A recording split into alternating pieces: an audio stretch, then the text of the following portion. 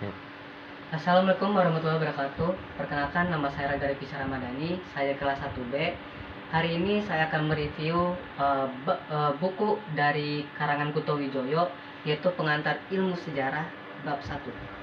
Sebelum kita pembahasannya, hari ini kita terlebih dahulu mengenai apa itu sejarah.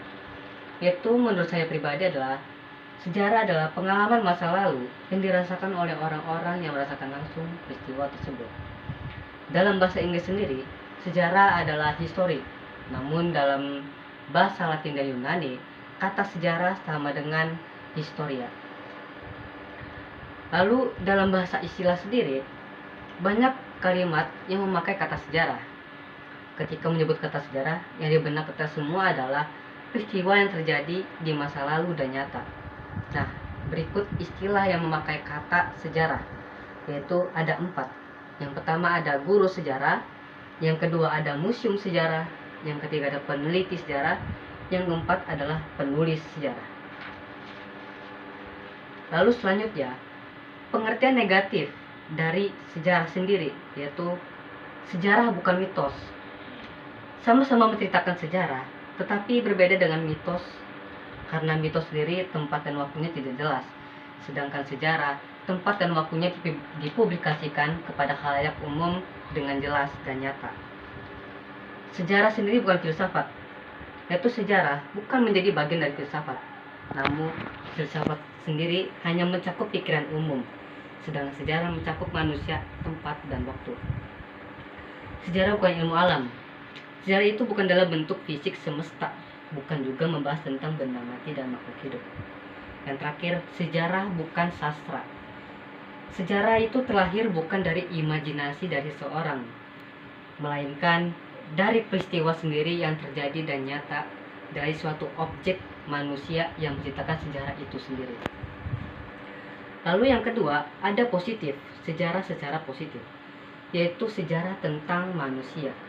Manusia menjadi objek atau peran utama terjadinya peristiwa sejarah, karena manusialah yang menjadi peran penting dalam hubungan sejarah. Tentang waktu. Waktu dalam sejarah memberikan kejelasan dari suatu peristiwa atau kejadian.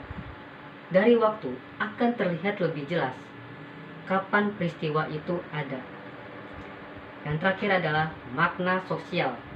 Sejarah tidak hanya membahas kejadian peristiwa masa lalu, tetapi sejarah juga membahas perkembangan masyarakat pada masa lalu. Menurut Kunto Wijoyo, sejarah adalah rekonstruksi yang dimana dibicarakan dan dibahas berulang-ulang kali. Dari relevansi sendiri, definisi sejarah digital yaitu adalah sejarah di era digital menggunakan ilmiah, data, dan bukti. Secara digital seperti menggunakan VR, YouTube, arsip online. Dan di sini kita balik ke pertanyaan. Apa perbedaan sejarah dengan ilmu sosial lain itu apa bedanya? Yaitu menurut saya pribadi itu terlihat dari waktu, yang dimana waktu sejarah itu dibahas di masa lalu, sedangkan ilmu sosial lain, dalam ilmu sosial lain waktu itu mereka menunjukkan masa depan. Yang kedua, mengapa sejarah disebut ilmu tentang waktu? Karena tanpa adanya konsep waktu, alur sejarah tidak akan bisa dipahami. Lalu yang ketiga adalah sejarah itu ilmu atau seni. Sedangkan sejarah sendiri menggunakan metode ilmiah. Yang kedua, objektif dan nyata. Yang ketiga adalah sebab akibat. Sedangkan dari seni sendiri, sejarah itu ada unsur subjektivitas dalam seni. Di sini saya akan memberikan contoh yang relevan dengan menurut dari Kunto Wijoyo, yaitu proklamasi 17 Agustus. Yang pertama, berdasarkan fakta dan realita. Contohnya seperti foto-foto, teks proklamasi. Yang terakhir ada suara asli dari Bung Karno sendiri.